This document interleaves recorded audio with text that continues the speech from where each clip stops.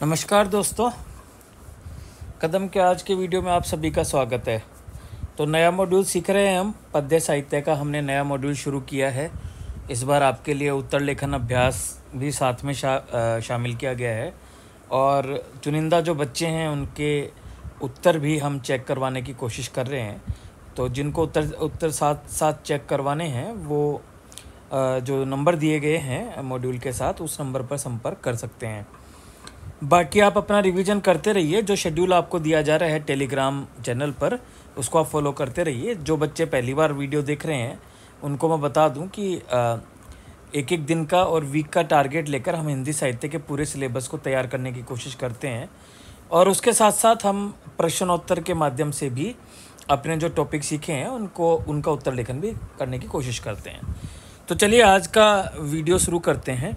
हमने बैच का नाम दिया है सतत और ये पहला बैच रहेगा। 20-20 का या 25-25 विद्यार्थियों का हम बैच बनाने की कोशिश कर रहे हैं ताकि ये कंटिन्यूटी बनी रहे। अगर उनके कोई डाउट्स होंगे तो मैं सेशन के माध्यम से वो डाउट्स भी सोल्व करने का प्रयास करूँगा।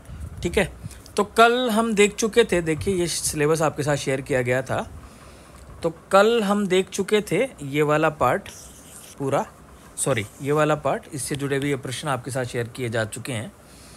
आज हम देखेंगे ये वाला पार्ट जिसमें हमें एक तो पढ़ना है साहित्य इतिहास लेखन के समकालीन प्रयास क्या है और इतिहास लेखन में नामकरण व काल विभाजन की समस्या क्या है। ये दो टॉपिक हमको आज करने हैं। ठीक है, तो चले करते हैं। और इससे जुड़े हुए सवाल है। मैं कहूँगा देखिए एक सवाल एटलीस्ट आप लिखिए, एक सवाल का उत्तर लिखिए और एक सवाल की स्ट्रक्चरिंग करिए कि अगर ये सवाल आता है तो इसमें क्या क्या चीज़ें लिखी जा सकती है और इस उत्तर का स्ट्रक्चर क्या होगा वो आप ज़रूर करें। ठीक है ना, मैं कोशिश करूँगा एक वीडियो के माध्यम से स्ट्रक्चरिंग कैसे की जाती है ये समझाने की कोशिश करूँगा। दूसरा जो फीडबैक आप ज़रूर दीजिए यार। जब तक आप फीडबैक नहीं दोगे ना मेरे को समझ में नहीं आएगा कि वीडियो लंबा हो रहा है, वीडियो छोटा हो रहा है, आपको समझ आ रहा है कि नहीं आ रहा, कोई टॉपिक और संक्षिप्त में कराया जाना चाहिए या किसी टॉपिक को और इलॉबरेट करके पढ़ाने की ज़रूरत है। ये जब तक आप बताएंगे नहीं मेरे को पता नहीं चलेगा। तो आप ज़रूर फीडबैक दीजिए कमेंट्स के माध्यम से या ग्रुप के टेलीग्राम ग्रुप पर अपना फीडबैक अवश्य दें। ठीक है, तो चलिए आगे पढ़ते हैं इसको। तो ये डे 3 का शेड्यूल है हमारा। तो पहला हमें देखना था समकालीन प्रयास। तो देखिए शुक्ल जी का इतिहास लेखन हो चुका है। उसके बाद हमने हजारी प्रसाद द्विवेदी जी का देख लिया, राम स्वरूप चतुर्वेदी जी का देख लिया। उसके बाद कुछ इतिहास लेखन किए गए। मैं कहूँगा केवल इनके नाम याद रखिए, ज़्यादा महत्वपूर्ण जो होगा वो हम देख लेंगे। एक तो राम कुमार वर्मा का हिंदी साहित्य का आलोचनात्मक इतिहास इन्होंने लिखा है। इसी प्रकार गणपति चंद्र गुप्त ने हिंदी साहित्य का वैज्ञानिक इतिहास लिखा है। डॉक्टर नगेंद्र ने हिंदी साहित्य का इतिहास लिखा है और डॉक्टर बच्चन सिंह ने लिखा है हिंदी साहित्य का दूसरा इतिहास। ये केवल नाम आपको ध्यान रहने चाहिए। बहुत ज़्यादा डिटेल अभी तक मैंने जो प्रश्न देखे हैं ऐसा कोई प्रश्न आया नहीं है।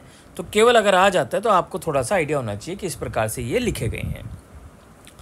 बच्चन सिंह ने इसको दूसरा इतिहास क्यों कहा है ये हमें पता होना चाहिए। उन्होंने कहा कि ये क्योंकि बाद में जो भी साहित्य इतिहास लिखे गए तो या तो शुक्ल जी के समर्थन में थे या विरोध में थे। कोई भी इंडिपेंडेंट या मुक्त रूप से इतिहास नहीं लिखा गया। इसलिए इन्होंने कहा है कि इसको दूसरा इतिहास अपने जो इतिहास लेखन को कहा है। इन्होंने अपने जो साहित्य इतिहास लेखन किया है उसमें काल विभाजन नामकरण में भी काफ़ी बदलाव किए हैं। जैसे आदिकाल को इन्होंने अभ्रंश जातीय इतिहास का है, भक्ति काल को मध्यकाल नहीं कहना चाहिए कहा है, रीति काल को उत्तर मध्यकाल कहना गणितीय खेल जैसा लगता है, ऐसा कुछ इन्होंने कहा है। तो मोटा मोटा ये याद रहना चाहिए। शॉर्ट नोट आएगा, उससे ज़्यादा प्रश्न की उम्मीद यहाँ से नहीं है। फिर आते हैं डॉक्टर रामविलास शर्मा का साहित्य इतिहास लेखन। देखिए रामविलास शर्मा जो थे वो पूरे तरीके से मार्क्सवादी हैं। हमने जब गद्य भी पढ़ा था तो हमने मार्क्सवाद के विभिन्न बिंदु पढ़े थे कि मार्क्सवाद का थॉट प्रोसेस क्या है। वही सारी चीज़ें आएंगी। मार्क्सवाद कहेगा समाज है, सब कुछ समाज है और समाज में भी आर्थिक विषमता है, वही सभी समस्याओं की जड़ है। ये उनका मेन थॉट प्रोसेस है और वो मानते कि समाज का जो प्रतिबिंब है वही साहित्य है। तो साहित्य को भी मार्क्सवादी क्रांति के लिए लोगों को तैयार करना चाहिए, ये उनका थॉट प्रोसेस है। ठीक है, तो वही चीज़ यहाँ दिखेगी कि इन्होंने कोई व्यवस्थित ग्रंथ तो नहीं लिखा, परंतु कई पुस्तकों में साहित्य के इतिहास के विभिन्न पक्षों का विश्लेषण किया है। इनका इतिहास बहुत कैसा होगा, समाजवादी यथार्थवाद से प्रेरित, क्योंकि ये मार्क्सवाद से प्रेरित है। ये क्या कहते हैं, कोई भी साहित्यिक या सामाजिक घटना मूलतः अर्थव्यवस्था के ढांचे से प्रेरित है। वही साहित्य प्रमाणिक है जो समाज में विद्यमान शोषण व दमन की वास्तविकताओं को उभारता है। तो दृष्टिकोण पूरा कैसा होगा, मार्क्सवादी होगा। तो अब बताइए, आप खुद सोचिए, कबीर कैसे लगेंगे इनको? अच्छे लगेंगे, क्योंकि वो समाज की बात करते हैं। समाज में जो विषमता है, शोषण है, जो धार्मिक आडंबर हैं, उनकी बात करते हैं। तो कबीर क्या लगेंगे, अच्छे लगेंगे। और तुलसी भी क्या लगेंगे, अच्छे लगेंगे। ठीक है, अपने समय की सामंती ताकतों से क्योंकि उन्होंने मुकाबला किया था, तो इसलिए कबीर व तुलसी अच्छे लगेंगे। भारतेंदु युग भी अच्छा लगेगा, क्योंकि विदेशी पूंजीवाद के कम होने व स्वदेशी पूंजीवाद के उभरने को तात्कालिक साहित्य से इन्होंने जोड़कर दिखाया है।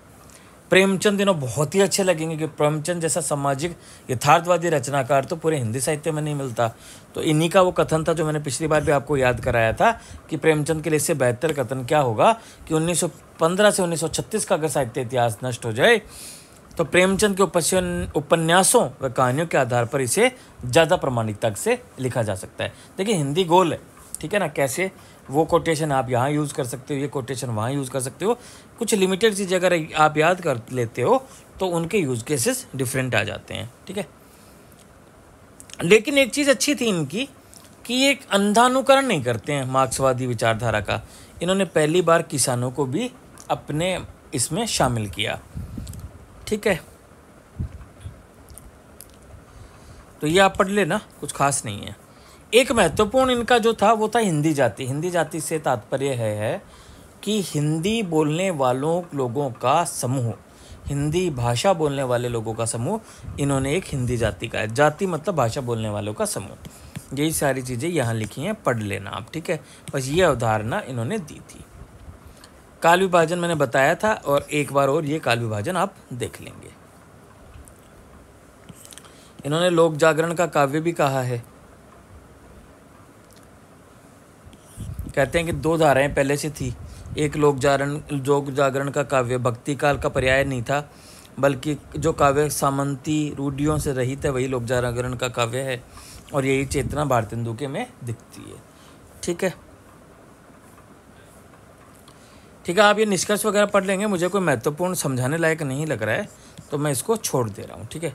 अब आ जाओ मुख्य चीज़ पे, जो है टॉपिक हिंदी साहित्य इतिहास लेखन में काल विभाजन व नामकरण की समस्या, ठीक है। अब देखिए, पहला काल विभाजन आप याद कीजिए कहाँ से शुरू किया गया था। पहला काल विभाजन किया गया था गारसादा तासी ने पहला प्रयास किया था। लेकिन मैंने कहा थे फ्लेवर है किसका, अंग्रेजी शासन का, कंपनी के शासन में हिंदुस्तान, विक्टोरिया के शासन में हिंदुस्तान, ये सारा इन्होंने किया था, ठीक है। उसके बाद दूसरा जो प्रयास था वो मिश्र बंधुओं का था। आरंभिक काल, माध्यमिक काल, अंकित काल, परिवर्तन काल और वर्तमान काल। और बाद में किसने किया, आचार्य शुक्ल जी ने, नोट्स में देख लेना, और हजारी प्रसाद द्विवेदी ने। तो सबने अलग अलग काल विभाजन करने की कोशिश की है, लेकिन सामान्य सहमति बनी है ये वाली। तो आपको यही लिखना है क्रमानुसार कि पहला प्रयास आरंभिक प्रयास, अनौपचारिक जो साहित्य इतिहास लेखन था वहाँ काल विभाजन का प्रयास नहीं देखने को मिलता है। औपचारिक साहित्य इतिहास लेखन में पहला प्रयास गारसादा तासी द्वारा किया गया था, लेकिन वह अंग्रेजी शासन के फ्लेवर से युक्त था। तो उसमें जो विभाजन किया गया था वो मुख्य रूप से इस प्रकार का था, ये डाल देना। फिर मिश्र बंधुओं ने किया, इस तरीके से आप पूरा लिखेंगे। अभी आम सहमति ये बन चुकी है, ये आपका काल विभाजन है, ठीक है। मतलब सबने अलग अलग काल, देखो सन लिख दोगे तो बहुत बढ़िया है। मेरे को सन थोड़ा कम याद रहती हैं तो मैं नहीं लिख पाया था, तो आप लिख सकते हैं, ठीक है। फिर एक और टॉपिक आता है, वो है हिंदी साहित्य इतिहास लेख में नामकरण की समस्या।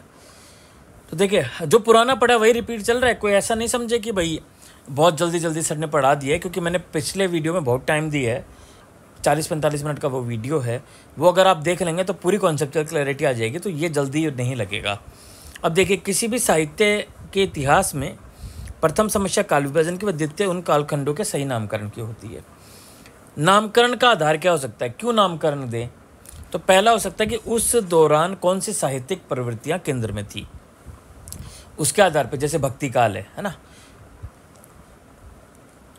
साहित्यिक प्रवृत्ति उस टाइम पे भक्ति जो प्रवृत्ति थी वो केंद्र में थी।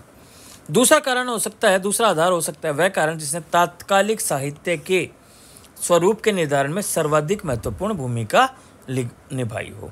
वह कारण, किस कारण से पूरा साहित्य उसी के इर्द गिर्द देखने को मिलता है, उसका साहित्य का स्वरूप निर्धारित होता है। ठीक है, अब समस्या कहाँ आती है? नामकरण की। देखिए, शुक्ल जी का जब आपने इतिहास देखा तो केवल पहले को छोड़कर वीर गाथा काल उन्होंने नाम दिया था। आपको याद हो तो कल वाला लेक्चर याद करो भाई, ऐसे काम नहीं चलेगा, है ना। कुछ चीज़ें याद करने की होती हैं, MTR लिखता हूँ, उनको याद कर लिया करो, भूलोगे तो काम नहीं चलेगा। ठीक है, तो उन्होंने पहला क्या कहा था? वीर गाथा काल। तो एक समस्या तो वीर गाथा काल को लेकर रही है, दूसरी रही है रीति काल को लेके। भक्ति काल को लेके कोई विवाद नहीं है। ठीक है, तो देखिए अब देखते हैं जो वीर गाथा काल या आदिकाल को लेकर, आदिकाल में किसने क्या कहा है? जॉर्ज ग्रियर्सन ने इसको उच्चारण काल का, मिश्र बंधु ने इसको प्रारंभिक काल का, शुक्ल जी ने इसको वीर गाथा काल का, महावीर प्रसाद द्विवेदी जी ने बीज वपन काल कहा, बच्चन सिंह ने अपभ्रंश काल जातीय साहित्य का। तो ये अलग अलग नाम लेके, लेकिन कोई केंद्रीय प्रवृत्ति नहीं है, तो इसका सबसे सर्वश्रेष्ठ नामकरण क्या है? आदिकाल, जो किसने दिया है? हजारी प्रसाद द्विवेदी ने। जो भाई सर्वसम्मति से हो चुका है ना, उसी को फाइनल बताना है, हमको अपना दिमाग नहीं लगाना है। ठीक है, तो आदिकाल को ही सबसे बढ़िया बताएंगे। दूसरा उत्तर मध्यकाल, जो आज क्या कहलाता है? रीतिकाल। तो मिश्र बंधु ने अलंकृत काल का, शुक्ल जी ने रीतिकाल का। तो अगेन कोई साहित्यिक प्रवृत्ति थी नहीं, विशेष साहित्यिक प्रवृत्ति थी, सॉरी। रीतिबद्ध जो काव्य था, रीति जो वर्ड है जिसको हम पढ़ते हैं, वो इसकी महत्वपूर्ण विशेषता थी, साहित्यिक प्रवृत्ति थी। तो इसलिए इसको क्या कहा जा सकता है? रीतिकाल कहा जा सकता है। ठीक है,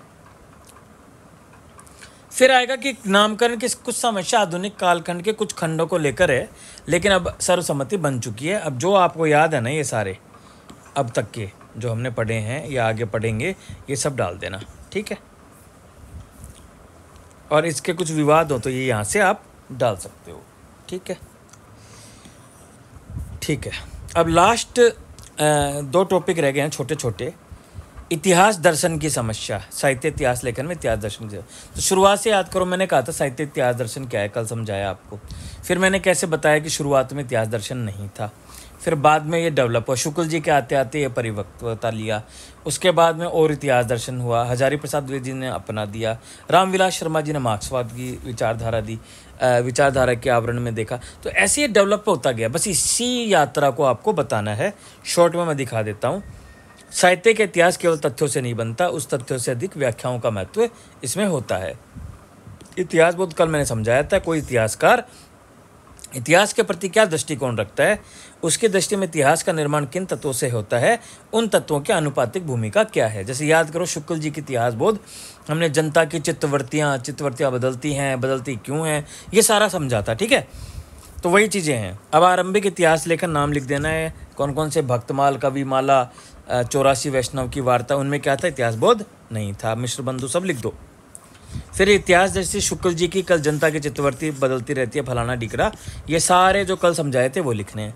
फिर द्विवेदी जी का पारंपरिक दृष्टिकोण, कबीर शुरू मानवतावादी और समग्रतावादी दृष्टिकोण, वो सारा लिखना है। स्ट्रक्चर है ये, बेसिकली कॉन्सेप्ट मैं कल क्लियर करा चुका हूँ आपके। ठीक है, फिर इनकी सीमाएं लिख दो। रामस्वरूप चतुर्वेदी का कल पढ़ा था और रामविलास शर्मा का हमने आज ही पढ़ा है, तो ये इनके इतिहास दृष्टिकोण लिख दो। इसी प्रकार कुछ दलित और नारी लेखन से संबंधित 1-2 नाम याद रख लेना। जयप्रकाश कदम याद रख लो, वाल्मीकि याद रख लो, ओम प्रकाश वाल्मीकि। ठीक है, ये हर जगह काम में आ जाएंगे आपको, कहानी उपन्यास सब जगह काम में आएंगे। एक केवल सुमन राजे का ये याद रख लो, हिंदी साहित्य का आधा इतिहास। वो कहते हैं कि जब महिलाओं को आपने शामिल नहीं किया तो ये आधा इतिहास ही कहलाएगा, तो इसलिए ये वाला जरूर याद रखें, सुमन राजा। मैंने MTR इसीलिए कर रखा है। जो बच्चे नए हैं, MTR मतलब मुझे तुम रटो, हर सब्जेक्ट में रटना पड़ता है भाई, इसी को रटो। अब एक लास्ट टॉपिक रहता है कि भाई साहित्य इतिहास लेखन क्या वापस लिखा जाना चाहिए, एक नए सिरे से क्या हिंदी साहित्य का इतिहास लिखा जाना चाहिए। तो पहले ये समझिए कि भाई साहित्य इतिहास लेखन क्यों लिखा जा सकता है, क्या आधार हो सकते हैं जिसके आधार पर हम कहें कि हाँ साहित्य का इतिहास लिखा जा सकता है या नहीं लिखा जा सकता है। पहला तो क्या है कि भाई आधारभूत तथ्य ही बदल गए, जो फैक्ट्स पे आपने पहले इतिहास लिखा था वो फैक्ट्स बदल गए हों। ठीक है, जैसे कई कई मुद्दों पर अभी निर्णय करना बाकी है। जैसे ये फैक्ट्स हैं जो अभी तक सॉल्व नहीं हुए। सूरदास जी अंधे थे कि नहीं थे, घनानंद की रचनाएं अभी तक ओरिजिनल नहीं मिली हैं, राष्ट्र साहित्य की क्या प्रमाणिकता है नहीं पता, कबीर की जन्म और मृत्यु के बारे में नहीं पता है, जायसी की ओरिजिनल प्रतियां नहीं मिली। अगर ये सब सॉल्व होते हैं तो हिंदी साहित्य के इतिहास को नए सिरे से लिखा जा सकता है। ठीक है, जैसे वीर गाथा काल कहा था शुक्ल जी ने, कीर्ति पताका और राष्ट्र साहित्य के आधार पर दोनों की अभी तक कुछ की जानकारी उपलब्ध नहीं है और कुछ के बारे में नई जानकारियाँ सामने आ रही हैं।